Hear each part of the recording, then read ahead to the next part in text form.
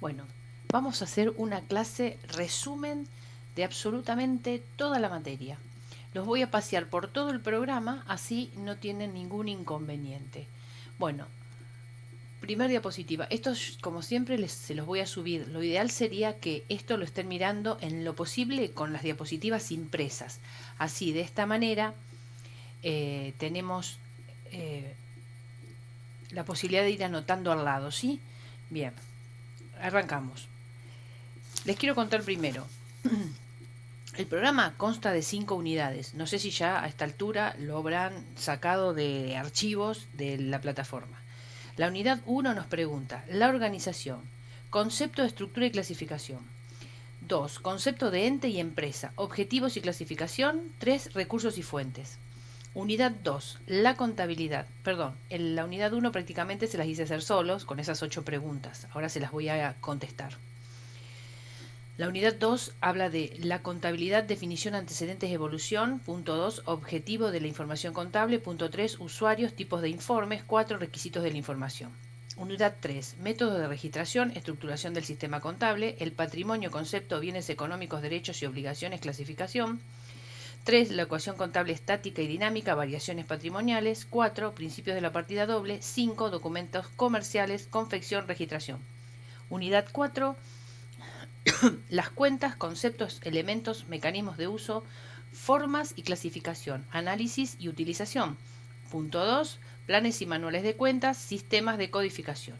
Y por último, la unidad 5, determinación de los resultados, teoría de derecho sustancial, principios de la contabilidad generalmente aceptados, registración en libros contables, planillas de sumas y saldos, culminación del proceso contable. Eso es toda la materia. ¿Qué quiere esta materia? Que ustedes entiendan para quién es la contabilidad, cómo se hace una registración, cuándo se hace una registración y cómo determino el resultado. Esto es lo que tiene que ustedes salir sabiendo de acá. Porque en la materia que viene, sabiendo registrar, empiezan a aparecer los problemas y las características especiales de cada situación.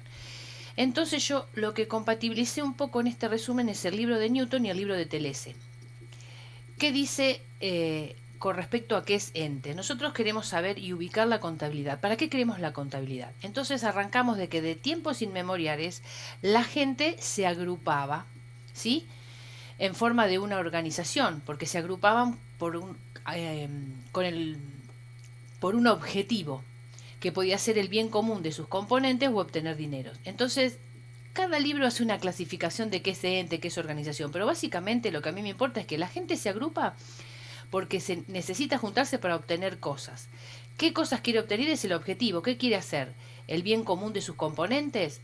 ¿O quiere obtener dinero? Entonces ahí hacen otra clasificación. Si yo estoy frente a una organización que podemos denominar entes, que es un grupo de personas con un objetivo, que es el bien común de sus integrantes, los llamamos asociaciones. Si el objetivo es obtener dinero, los llamamos empresas.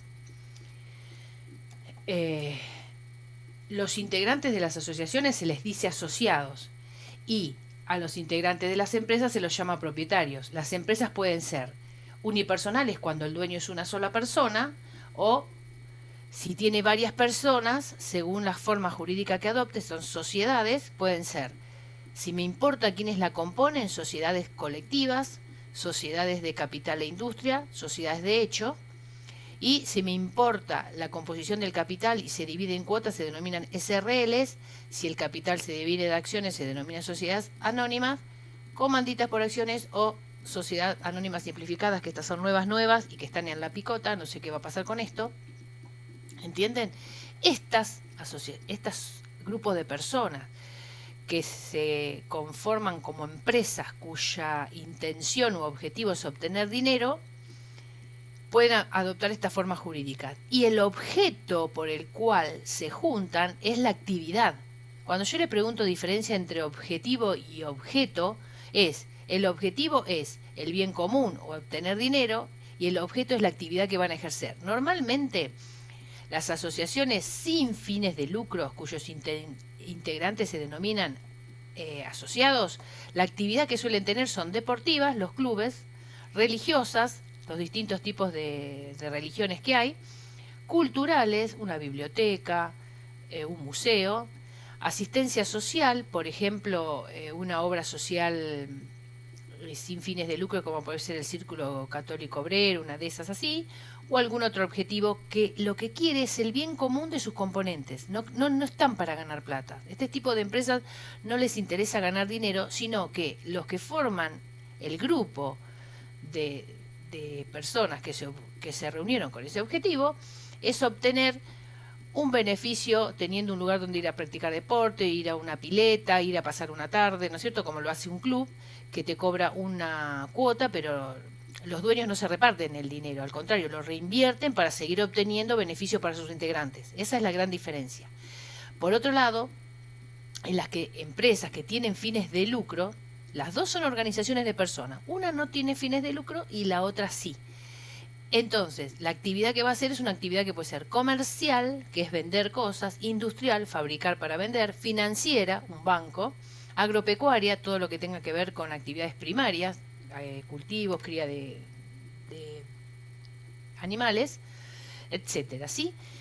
Y estas suelen adoptar una forma jurídica como puede ser una sola persona, entonces no estamos frente a una sociedad, y si es de varias, cuando hay dos o más, estamos frente a una sociedad. Esas sociedades pueden ser de este tipo, ¿sí? Bien. ¿A dónde vamos con todo esto? ¿Para qué quiero la contabilidad? ¿Sí?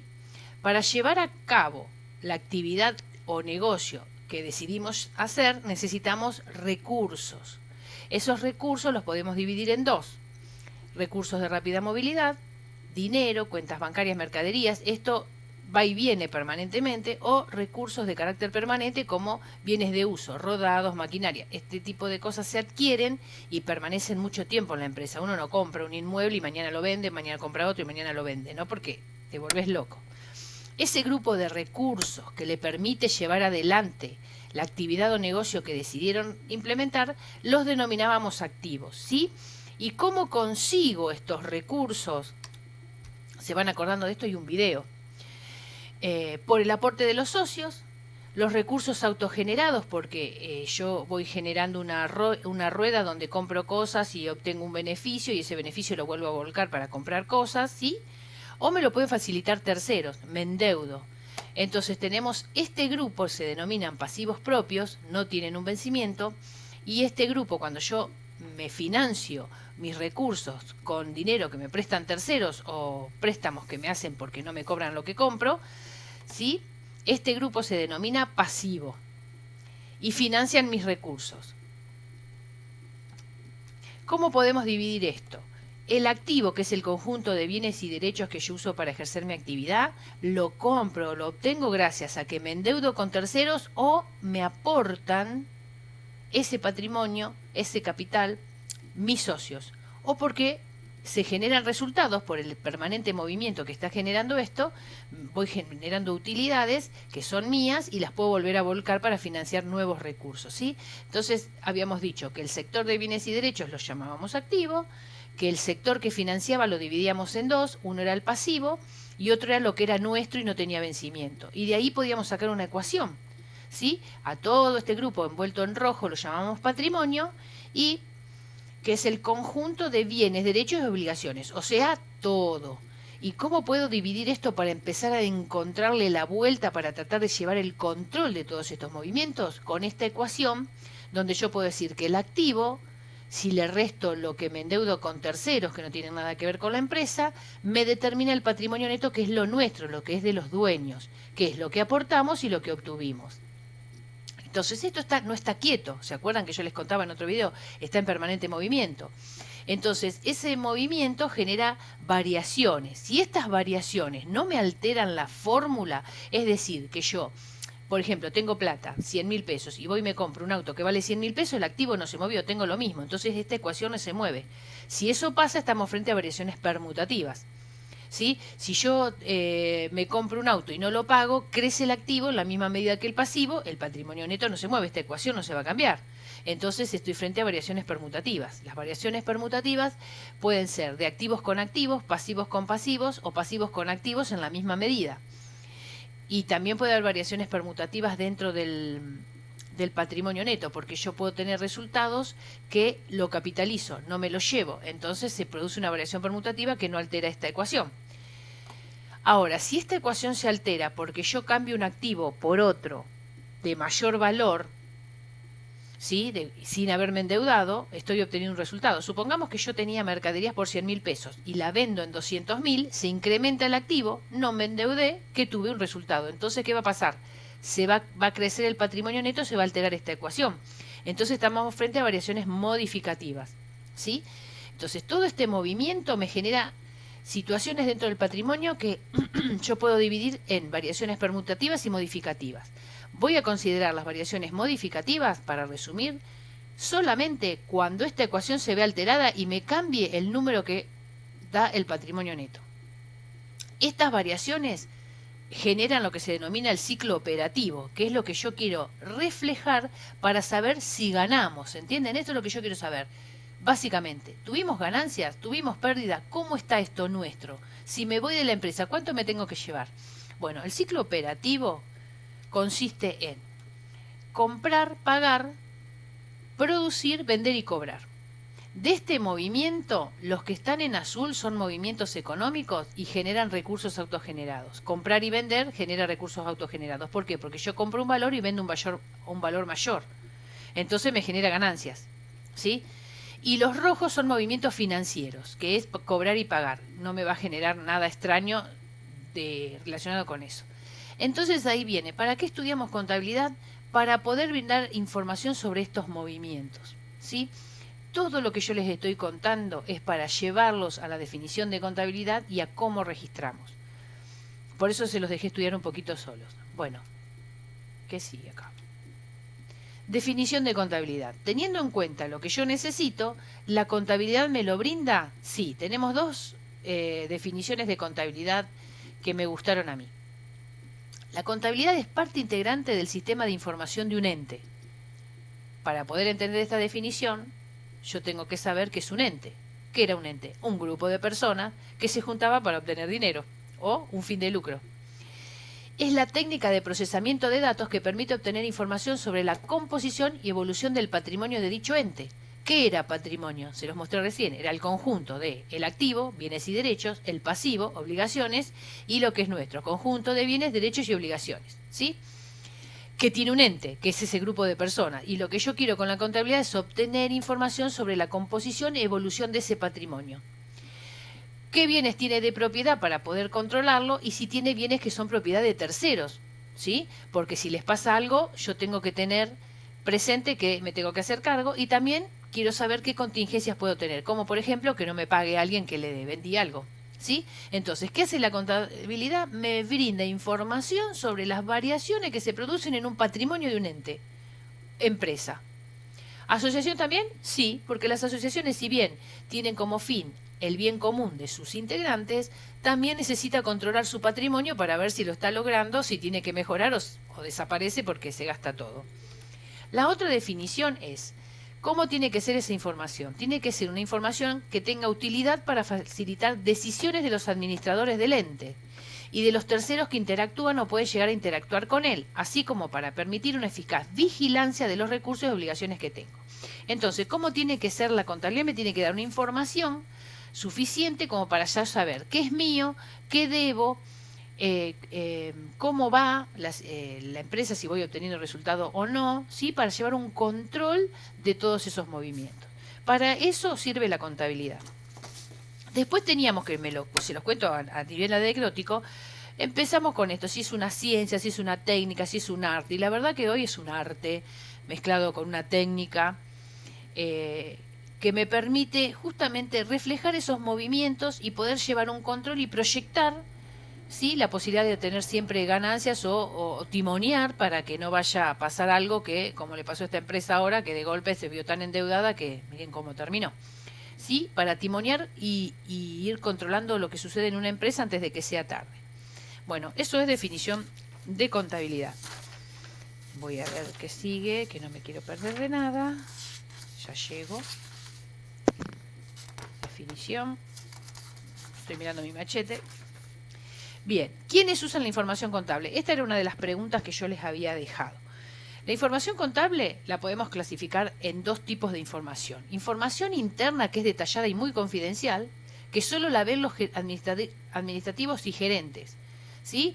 los gerentes y algunos administrativos. No hay una información que un operario sabe. Es una información interna muy confidencial, porque yo sé quiénes son mis clientes, quiénes son mis proveedores, y eso es información muy sensible que una empresa competidora puede intentar averiguar y me saca a los clientes. Así que esta información interna es muy delicada.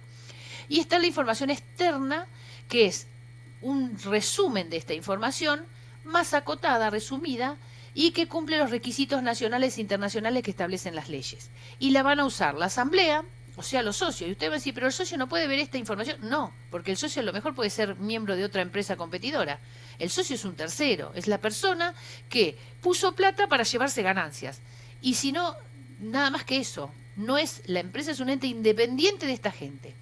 La pueden ver los bancos porque me tienen que prestar plata y tienen que saber si soy capaz de solventar después el préstamo que me hicieron. Y la FIP para ver si estoy pagando bien los impuestos, ¿sí? O sea que la información que yo voy a obtener desde la contabilidad sirve para mirar dentro de la empresa y timonear y ir viendo para yo mantener siempre mi objetivo, que es ganar dinero. O puede ser información externa de la cual la gente va a tomar decisiones sobre mí, ¿sí? Por eso la información tiene que ser clara, concisa y legal, y espacio legal, porque de las decisiones que tome una persona yo me puedo tener un problema legal por haber mentido. ¿Y cómo funciona el ente que necesita esa información? Los entes mayormente, las sociedades, tienen un órgano volitivo que lo representa la asamblea, que es el que toma las decisiones. Las decisiones de una empresa la toman los socios, una vez al año se juntan y toman todas las decisiones a través de la asamblea. Las decisiones que toman, como por ejemplo puede ser reemplazar todo el directorio de la empresa porque no les gusta cómo funciona. Y el directorio es el que sabe la información sensible, los socios no. Después tenemos un órgano administrativo, que es el que la asamblea le da el poder de dirigir la empresa. Es él, se llama directorio en las casos de las sociedades anónimas y gerencia en las SRL. Y después hay otro organismo que controla el administrativo, que son las sindicaturas, que puede estar generadas por un abogado contador. Acá hay pelea de intereses, ¿sí? Los abogados se quieren meter en un terreno que es nuestro, porque después nos llaman a nosotros para que le hagamos el balance, no entienden nada y se meten. Pero bueno, son las peleas. Y tenemos los ingenieros también queriendo agarrar temas nuestros y el Consejo no nos defiende. Entonces, tenemos tres organismos. Un organismo que es el que manda y vota nuevos administrativos o nuevas sindicaturas, las puede reemplazar una vez al año con la asamblea o con una asamblea extraordinaria. Un órgano administrativo que toma todas las decisiones en nombre de la empresa, porque la empresa es un ente que es un grupo de personas, pero ese ente es independiente de las personas que lo forman y tiene capacidad de contraer derechos y adquirir obligaciones, independientemente de sus dueños. ¿Y quién se encarga de firmar una escritura que compre una sociedad anónima? El director, el presidente del directorio, que es el brazo de ese ente que en la nueva Código Civil se denominan personas no humanas, ¿sí? Están las personas humanas, que antes llamaban personas físicas, y las no humanas, que antes llamaban jurídicas, o de existencia ideal. Entonces, esa empresa que nació y tiene su capital y genera ingresos y todo, tiene que ser manejada por una persona humana. Ese es el grupo del directorio, que lo vota la asamblea. Ese directorio, a su vez, la asamblea le pone gente que lo controle para que no se roben todo, a través de una sindicatura. Y estas dos vuelan si la asamblea se junta y no los quiere más. Los que definen y deciden último de todos, o sea, la palabra máxima la tiene la asamblea, que son los socios, los dueños. Bueno, así funciona un ente. ¿Quién va a usar la información de la contabilidad interna? El grupo de los administradores, el órgano administrativo. ¿Quiénes va a usar la externa? La sindicatura, que la va a firmar también, junto con el contador, y la asamblea. Bien. Ahora volvemos al patrimonio. Ya tenemos para qué sirve la contabilidad, sabemos quién quiere la información. Bueno, el tema es cómo vamos a... La idea es ahora, bueno, escúchame, ¿cómo hacemos para saber? La Serenísima, ¿cuánto vendió? ¿Cuántos camiones sacó hoy? ¿Cuánta leche produjo? Bueno, eso de memoria no lo puedo llevar. Necesitamos un sistema para registrar eso. ¿Cómo se le ocurrió a ese señor, si alguno leyó, Lucas Pacioli, este sistema? Se llama el sistema de la partida doble. Entonces, teniendo en cuenta la fórmula, el activo menos pasivo, que es igual al patrimonio neto, que esta es la fórmula estática, queremos medir los resultados de un ente. ¿Cómo podemos hacer? Hacemos todo el activo que tengo, le resto del pasivo y tengo el patrimonio en un momento dado. Dejo pasar el tiempo, mido cuánto activo tengo, o sea, cuántos bienes y derechos, le resto las obligaciones y obtengo un nuevo patrimonio. Por diferencia entre el patrimonio neto en un momento dado contra patrimonio a otro momento, obtengo el resultado. Pero ¿qué me va a pasar? No sé por qué obtuve ese resultado. Tengo un número, 100.000. ¿Y cómo obtuviste 100.000? ¿Qué es? ¿Porque vendiste mucho? ¿Porque gastaste poco? ¿Porque te ganaste, no sé, te donaron algo? ¿Tenías dólares y aumentó el valor? ¿Por qué ganaste lo que ganaste? Para poder saber eso conviene utilizar cuentas específicas, que son los ingresos, gastos, costos, ingresos, ganancias, costos, gastos y pérdidas. O sea que podemos utilizar, yo siempre pregunto en los parciales, guarda con esto, métodos para determinar el resultado. Por diferencia patrimonial, pero me genera la incógnita de no sé cómo lo logré, o con cuentas específicas, a través de abrir los movimientos que son ingresos, con los movimientos que son ganancias, con los que son costos, gastos y pérdidas, y por diferencia obtengo el resultado. Y ahí vienen todas las definiciones. Esto ya lo vimos en otro video. ¿Qué es el ingreso? Ojo, que el ingreso no es la ganancia, es la principal vertiente positiva de los resultados de un periodo que generan el incremento de activos y no implican ingreso de dinero, no necesariamente. Yo puedo vender y no cobrar, así que no es necesariamente un ingreso de dinero. Son por venta de bienes o servicios y posee un costo directamente asignable. Normalmente, si yo tengo un ingreso es porque tuve un costo. Si yo compré para vender resmas de papel a 50 pesos y las vendo a 100, mi ingreso es 100, pero no es mi ganancia, porque tiene un costo de 50. Entonces la ganancia es la diferencia entre el ingreso y el costo. ¿Está? Entonces yo gané 50. ¿Por qué? Porque tuve un ingreso de 100 y un costo de 50. Bien. Esa es la diferencia con ganancia. Ganancia es el resultado o el remanente de esa operación, del ingreso contra el costo. También puede haber ganancias por incrementos patrimoniales por hechos del contexto que no se pueden controlar. Tenía dólares que los compré a 30 pesos y se fueron a 120. Y bueno, ahí tuve una ganancia, pero no es por algo que yo haya logrado, es porque el contexto, porque mi entorno lo generó. Puede ser que yo haya tenido un campo de un valor y paso una ruta y sube su valor y no hice nada yo para obtenerlo, no dependió de mí. Entonces, también son ganancias los incrementos patrimoniales por hechos del contexto que no se pueden controlar, variaciones del tipo de cambio, una donación de un tercero, etc. Y no tienen un costo asignable. Después tenemos la definición de costos y gastos. Van de la mano porque normalmente el costo es el sacrificio que yo hago para obtener un bien que me va a generar un ingreso futuro. Por ejemplo, yo voy y compro resmas a 50 pesos, mientras no la logre vender y entregar, ese es un costo y se activa. En el momento en que yo entrego la mercadería, ese costo se convierte en un gasto, se lo denomina también costos consumidos, ¿sí? Y va a parar a determinar la ganancia definitiva. Entonces, si este costo puede dar lugar a la obtención de ingresos futuros o evitar nuevos sacrificios, se denominan costos no consumidos y se mantienen en el activo. Los gastos se denominan así a los costos consumidos, es decir, ya no tienen la capacidad de generar ingresos futuros y no se consideran más activos, deben incidir en el resultado del periodo. Entonces, entregué la mercadería, la saco del activo, se convierte en un gasto. Si quiero volver a tener un ingreso, tengo que volver a comprar mercadería y activarla para después volverla a entregar y que se convierta en un costo. Y así vamos haciendo esa cadena de comprar y vender. ¿Qué son las pérdidas? Es la contra de la ganancia, es el resultado final negativo de una o varias operaciones. Vamos a suponer que compré las resmas a 50 pesos y en vez de venderlas a 100 las tuve que vender a 45. Entonces tuve una remanente negativo pérdida, 5 pesos. Es un sacrificio económico sin valor compensatorio para el ente. Es una desvalorización de un activo, una destrucción de activos no asegurados, que yo se me rompió, choqué el auto y me olvidé de pagar el seguro, estaba sin seguro y perdí ese activo y no me dieron nada a cambio. Entonces esas son pérdidas. Nosotros mal llamamos pérdidas a todo y ganancias a todo, pero guarda, porque es muy importante entender la diferencia, sobre todo cuando uno viene al banco y te pide una certificación de ingresos. De ingresos y después en realidad quieren de ganancias, porque yo puedo tener un ingreso de 1.000.000 y un costo de 999, gané un peso y vos me prestás plata y no te puedo pagar. Entonces, definime qué querés. Es que no nos podemos entender con los chicos del banco, y que ustedes van a ser futuros bancarios alguno, acuérdense de estas diferencias. ¿Qué querés? ¿Una certificación de ingresos o de ganancia? Aclárame porque estamos hablando de distinto idioma, por más que nosotros después le decimos ganancias o pérdida a todos. Bueno, seguimos. ¿Cuándo voy a imputar estos resultados? ¿En qué momento yo voy a tener en cuenta que voy a reflejar las pérdidas, las ganancias o los ingresos? Esto está relacionado con los principios que vimos en la última video que les di. La regla básica es, las variaciones patrimoniales se deben imputar en el periodo que se produjo el hecho que lo generó, devengamiento. Esto lo vimos el primer día y medio que no lo entendieron, hasta que yo les expliqué devengado el otro día. Y Paola también y Griselda. Segundo, considerar solo los que sean objetivamente medibles. Y tercero, hay que actuar con prudencia. Los ingresos y las ganancias se contabilizan en el periodo que se producen. Los costos y las pérdidas relacionados con los ingresos en el periodo que se produce el ingreso. Si están relacionados con un periodo, en el periodo que se conoce, y si no, se le atribuye el ingreso o periodo cuando se conoce. Vamos a ejemplificar un poquito esto. Esto vendría a ser así. ¿Cuándo se produce un ingreso?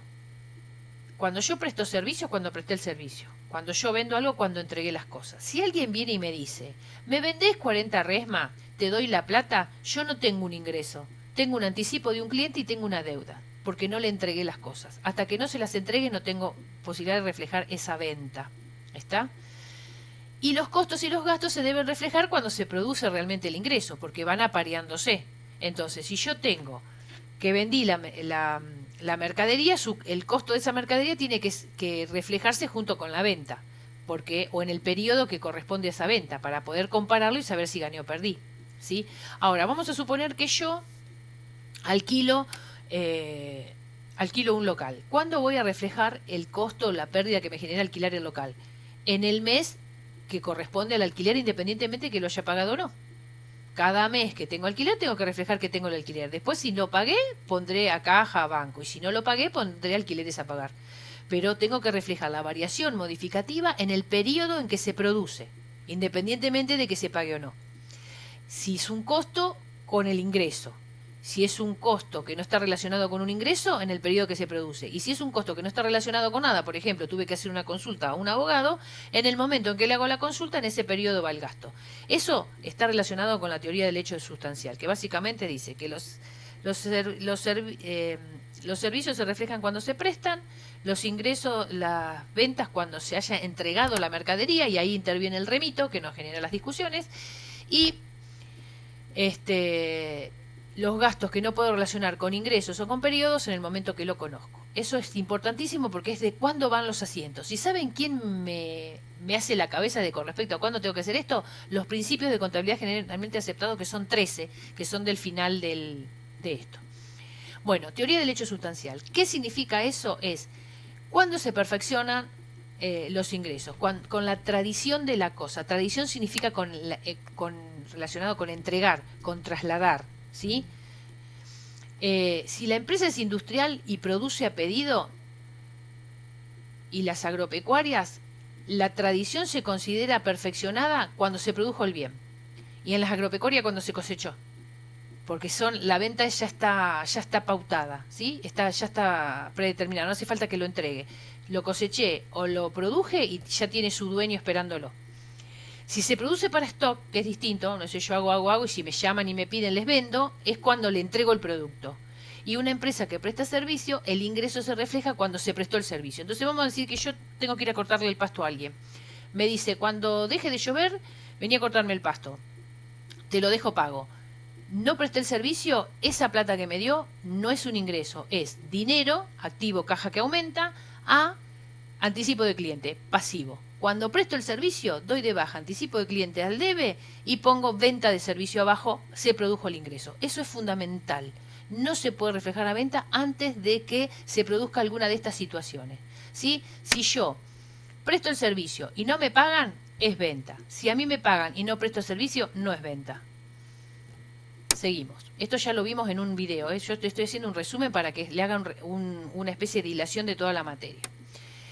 El proceso contable, nos fuimos rapidísimo, ya hicimos la 1, la 2 y la 3.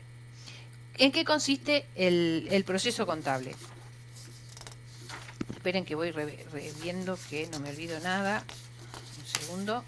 Pérdidas, criterios de imputación. Mira todas las hojas que pasé. Proceso contable. La contabilidad, para poder llevar a cabo su objetivo, que es determinar si la empresa tuvo un resultado positivo o negativo, que es lo único que a mí me interesa, saber si ganamos o perdimos, porque para eso se juntó la gente, para eso es una empresa, porque quiere ganar plata. ¿Para qué? Para vivir de eso y llevársela a su casa. Y yo le tengo que decir si eso pasó o no pasó. Entonces, recopilamos la información para ordenarla y registrarla. ¿Cómo vamos a reflejar eso? Esos activos, bienes y derechos y las obligaciones a través de cuentas, que son conjuntos de anotaciones relacionadas con un mismo objeto. Cada vez que mueva dinero en efectivo voy a usar la cuenta caja. Es una anotación que aúna situaciones relacionadas con movimiento de dinero en efectivo. Esa es la definición de cuentas. ¿Cómo funcionan las cuentas? Aprovechando la bendita ecuación contable, ¿sí? Donde el activo menos el pasivo es igual al patrimonio neto, nosotros decimos, bueno, ¿y qué hay adentro del patrimonio neto? Adentro del patrimonio neto tenemos el capital, que es el aporte de los socios, y los recursos autogenerados. Bien, y estos recursos autogenerados, ¿cómo los podemos dividir? Y los podemos dividir en resultados viejos y resultados de del ejercicio nuevo, ¿viste? El ejercicio después el año que viene pasa acá y tenemos el nuevo, y así sucesivamente. ¿Y qué hay en resultados del ejercicio? Y bueno, en resultados del ejercicio tenemos los ingresos, las ganancias, menos los costos, menos los gastos, menos las pérdidas. La diferencia entre todo esto me da el resultado. Perfecto. Pero no me gustan estos signos negativos acá. Yo quiero tener todo positivo. ¿Cómo podemos hacer? Y bueno, lo que está negativo de este lado, si lo paso para allá, se hace positivo. Y esto que está negativo lo paso para acá y se hace positivo. Y podemos llegar a tratar de armar una ecuación contable que se llama dinámica, que es esta. Entonces podemos decir que el activo más los costos, más los gastos, más las pérdidas es igual al pasivo, más el capital, más los resultados acumulados viejos, más los ingresos, más las ganancias. Teniendo en cuenta este detalle, nosotros podemos decir que este grupo de la izquierda, ¿sí?, va a funcionar de una manera y el grupo de la derecha de otra. ¿De qué forma? Voy a poner en dos columnas, una que se llama debe y otra que se llama haber, ¿sí?, que van a darle el mismo número. Cada vez que uno de estos aumente, lo voy a poner en el debe. Cada vez que alguno de estos aumente, los voy a poner en el haber. Y si se me pone negativo, que no quiero nada negativo, todo positivo, siempre pum para arriba, lo paso para el otro lado. Así funciona la ecuación. Esta igualdad sirve para estructurar el sistema de la teneduría de libros y da origen a la partida doble, pues siempre hay dos anotaciones, como mínimo una en el debe y una en el haber. ¿Sí? Si yo voy y compro mercadería y la pago en efectivo, tengo dos registraciones. Primero que apareció la mercadería y segundo que la pagué en efectivo. Siempre pasan dos cosas, nunca pasa una sola. Cuando las cuentas del lado izquierdo nacen o aumentan, se registran en el debe. Si disminuye, se anotan en el haber. Y su saldo tiene que ser deudor. ¿Sí? Entonces podemos decir que todos los activos, que son los bienes y los derechos, que después le ponemos nombre, caja, banco, mercadería, ¿sí?, todo ese grupo, cada vez que aumentan o entran a mi patrimonio los debito y si disminuyen los acredito. Entonces, si entran 100 pesos y disminuyen 80, tengo un saldo de 20, el saldo tiene que ser deudor. ¿Pueden entrar 100 pesos y salir 110 y quedarme saldo acreedor 10? No, porque nadie paga con billetes que no tiene. Entonces, eso está mal. Por lo tanto, todas las cuentas de la izquierda siempre tienen que tener saldo deudor o cero. Nunca pueden tener saldo acreedor, si no el sistema no funciona. Este es el reglamento del juego. Ahora vamos con el otro grupo. Cuando las cuentas de la derecha nacen o aumentan, se anotan en el haber. Si disminuyen, se anotan en el debe y su saldo será acreedor o cero. Entonces, yo me endeudo, aumentan por el haber. Pago la deuda, disminuyen por el debe. ¿Alguien va a pagar más de lo que debe? Está loco. Entonces, nunca una cuenta de las del lado de la derecha puede tener saldo acreedor, o sea, saldo de la izquierda, porque nadie paga más de lo que debe a menos que esté loco. Si no, el sistema no funciona. Después tenemos que las ganancias van siempre en el haber y las cuentas de pérdida van siempre en el debe. Bien, ¿y ahora cómo viene? ¿Cómo podemos clasificar estas cuentas? Tenemos cuentas de activo, caja, banco. Yo les di un manual, un plan de cuentas. ¿Se acuerdan? Un detalle que le llamamos plan de cuenta. Después tenemos cuentas que son reguladoras de activos. Son aquellas cuentas que ajustan un valor. Todavía no las vimos, son de la materia que viene. Después tenemos cuentas de pasivo que representan obligaciones con terceros.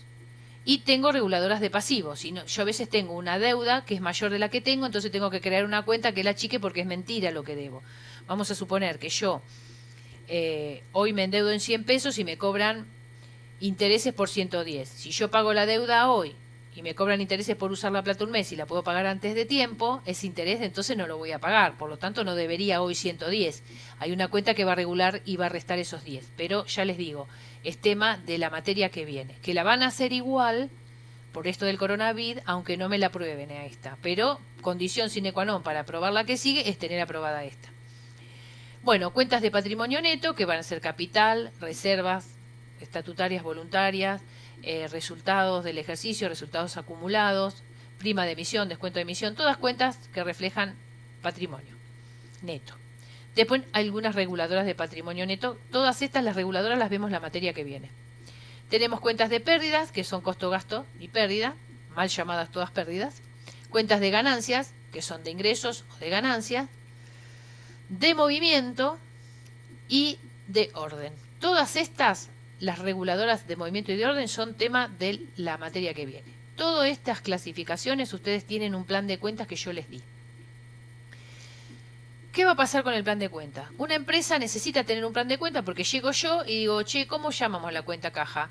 Efectivo. Pero a mí me gusta caja. No, pará. Tenés que mantener el nombre de lo que ya se viene haciendo porque si no, eso es una mezcla bárbara.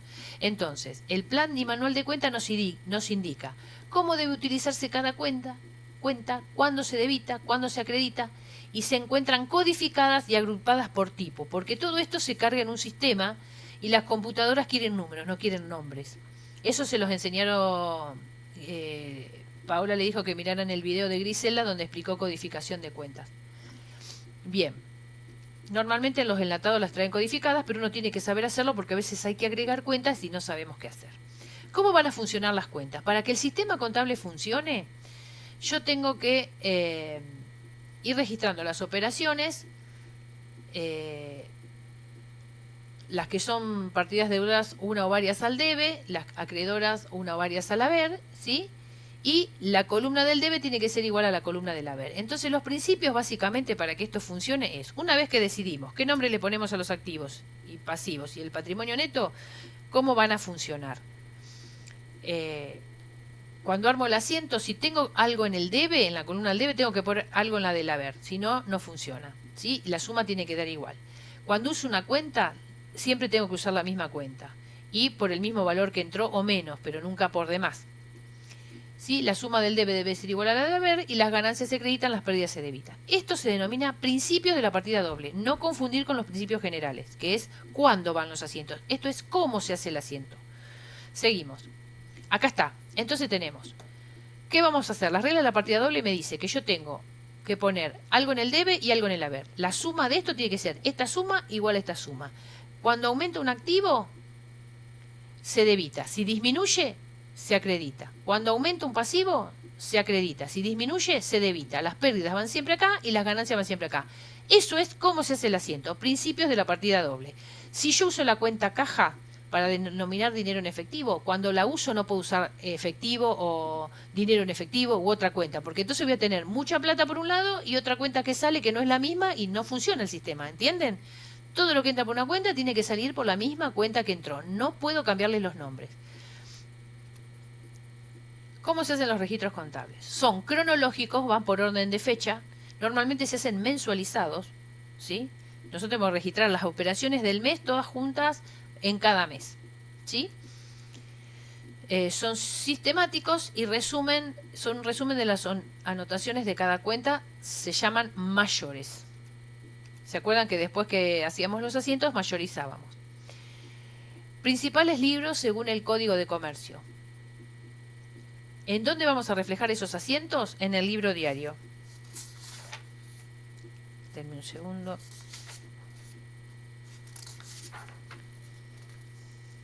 Estoy viendo que no me olvido nada. Miércoles que pasé cosas. Bueno, ¿cuáles son los libros contables de la empresa? El libro diario es donde se van a hacer todos los asientos, esos mensuales poniendo las cuentas del debe, las del haber, las columnas del debe y del haber, todo eso va en el libro diario. Ese libro diario se resume y sale un balance que se carga en el libro inventario y balances, ¿sí? Los mayores los hace la compu pero no se registran en ningún lado. ¿Qué requisitos tienen que tener estos libros? Estos libros están encuadernados, foliados y rubricados. ¿Qué significa rubricados? Hay una entidad que agrupa y controla a las sociedades regularmente constituidas, que son las obligadas a llevar balances. Una empresa unipersonal no lleva balance, una sociedad de hecho no lleva balance, lo hace si quiere, pero las anónimas, las SAS, las SRL, las colectivas, las comanditas, todas ellas tienen que estar registradas en personas jurídicas o en la Inspección General de Justicia en Capital, cada provincia tiene la suya, y ellos te rubrican los libros, los intervienen, les ponen un sello y ese libro es legal. Entonces está foliado, rubricado, no le puede faltar hojas, ¿sí? No puede tener enmiendas, raspaduras, tachaduras, nada, porque son prueba en juicio, es un documento. Muchos libros, el libro diario ahora puede ser, no me sale cómo es, hecho en computadora, no me sale el nombre ahora, pero digital, digámosle. pero el de inventario y balances no. Bueno, después hay libros auxiliares que yo utilizo para hacer los asientos. Ustedes no se van a pensar que yo voy a ir, trabajo en la Serenísima, voy a reflejar factura por factura de cada venta que hizo cada camión. Estamos 8 años registrando. En realidad se pasa todo en un libro que se llama IVA Ventas, las compras en un libro que se llama IVA Compra, y de la suma del mes sale un asiento. Nosotros en la escuela, en la universidad lo hacemos factura y documentación por documentación, pero en realidad se vuelca todo en el libro IVA Venta, en el libro IVA Compras, los movimientos bancarios en un libro banco y los movimientos de dinero en una caja diaria. Y de eso se hace un asiento únicamente mensual. Ah, agarré uno que no lo corregí. Me está faltando una filmina más. Lo grabé mal. Denme un segundo a ver si la encuentro. Archivo abrir. Ahí va. Una que se llama Principios, que es la que más me interesa y es la última que le di. Acá está. Bien. En esta tenemos cuándo se hacen los asientos. Yo tengo que tener en cuenta que mi contabilidad cumpla con las siguientes premisas. Esperen que los bajo todos. Esto ya se los expliqué uno por uno. Les di los elementos, fue la última clase de video. ¿Sí? Necesito que esto lo sepan como el Padre Nuestro. Hay principios que son lógicos, ¿sí? Yo le voy a llevar la contabilidad ¿a quién? Tengo principios originales del medio económico. ¿A quién le voy a llevar la contabilidad? A un ente. ¿Sí? ¿Qué voy a contabilizar? Los bienes económicos, o sea, aquello que tiene susceptible de tener un valor en dinero, porque si no, no me interesa. ¿En qué valor lo voy a registrar? En la moneda de cuenta del país al que pertenecen los estados contables, en Argentina en pesos. ¿Cuánto tiempo lo voy a reflejar? Y voy a hacer cortes por ejercicio, y el ejercicio va a ser 12 meses. ¿Por qué? Porque lo establece la ley. Yo tengo que hacer un balance por año. Quiero hacer balances mensuales, trimestrales, haz los que quieras, pero el anual tiene que estar, porque yo tengo que poder comparar los ejercicios uno con otro. ¿Y a quién le voy a hacer la contabilidad? A una empresa en marcha, porque si está cerrada y no funciona, ¿para qué le voy a hacer la contabilidad? ¿A quién le interesa si el patrimonio no se va a mover? Por lo tanto, no tengo que medir resultados. Estos son de lógica. Después tenemos principios originados en la contabilidad o internos, según la condición que debe reunir la información. ¿Cómo tiene que ser esa información que va a surgir de toda esta situación? Tiene que ser objetiva, tiene que ser prudente, uniforme, no tener en cuenta lo que no es significativo, y exposición. ¿Qué significaba exposición? Que no me tiene que faltar nada, que todo lo que se pueda reflejar y medir objetivamente tiene que estar expuesto. ¿Por qué? Porque hay terceros que van a decidir sobre nuestra economía para prestarnos dinero, para transar con nosotros, lo que fuese. Generar transacciones, lo que fuese. Significatividad significa, bueno, si en alguno de estos principios no lo pudiste aplicar, pero no va a generar un cambio significativo en el resultado, que es lo que quiero medir, no importa que no cumplas con alguno de estos principios. Uniformidad significa que una vez que adopté un criterio lo tengo que permanecer en el tiempo, porque yo que quiero comparar de un ejercicio a otro para ver qué causas y poder tomar decisiones respecto a por qué no ganamos más, por qué ganamos menos, qué cambió. Prudencia significa que entre dos valores del activo yo tengo que tomar el más bajo, o lo que es lo mismo, reflejar las ganancias cuando se producen y las pérdidas cuando se conocen. ¿Sí? Las ganancias cuando se hayan realizado, las pérdidas cuando se conocen. Y objetividad significa que voy a reflejar todo en cuanto pueda medirlos objetivamente, esos bienes económicos, y asignarles un valor en dinero. Y acá, el que más, me importa muchísimo que lo conozcan, prudencia, se los tomo siempre y no me lo saben definir. Y después tenemos principios que generan criterios de evaluación y atribución de resultados, y estos son los tres más importantes. Esto no podés no saberlo. Vos no te podés ir de esta materia sin entender estos principios. ¿Qué significa evaluación al costo? Dice, cuando yo incorporo un bien a mi patrimonio, lo tengo que evaluar a lo que me costó, en tanto y en cuanto no haya otro principio mejor para utilizar.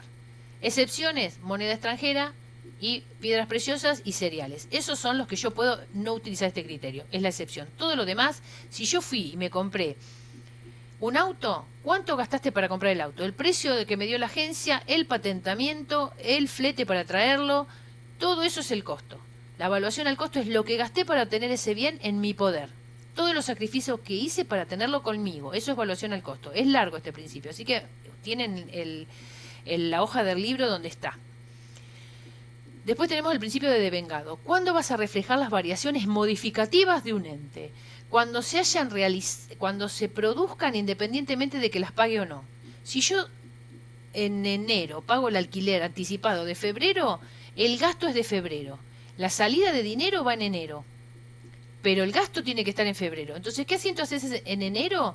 Si pagué el alquiler, entonces tengo alquileres pagados por adelantado activo a caja.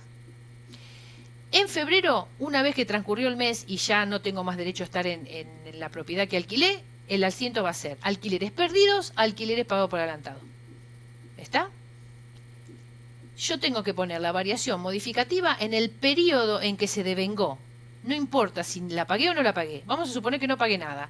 Me usé la casa y llegó fin de mes y no pagué tampoco. Entonces no hago nada. No, tengo que poner alquileres perdidos, alquileres a pagar.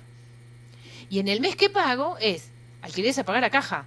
No voy a poner alquileres perdidos en el mes que pago. Entonces esto es lo que más cuesta entender. Porque ustedes, por ejemplo, están pagando hoy la luz estamos en junio, mayo. Estamos pagando la luz de abril. Entonces ponen luz a caja, gasto de junio. No, es de abril. Acá es luz a pagar a caja. En abril tendría que haber puesto luz a pagar y hoy la pago. Porque entonces estoy mezclando el origen de los gastos. Cada mes tiene que tener sus gastos independientemente de que yo los haya pagado o no. Esperen que justo me llaman por teléfono cuando faltan 2 minutos, pero el teléfono duro de apagar. Después tenemos realización. Este va de la mano de devengado. ¿Por qué? Porque realización se refiere únicamente a los ingresos. Los ingresos los vas a reflejar si se realizaron. ¿Qué significa esto? La teoría del hecho sustancial. Yo voy a reflejar el ingreso si presté el servicio, si entregué la mercadería. Si no, no es un ingreso.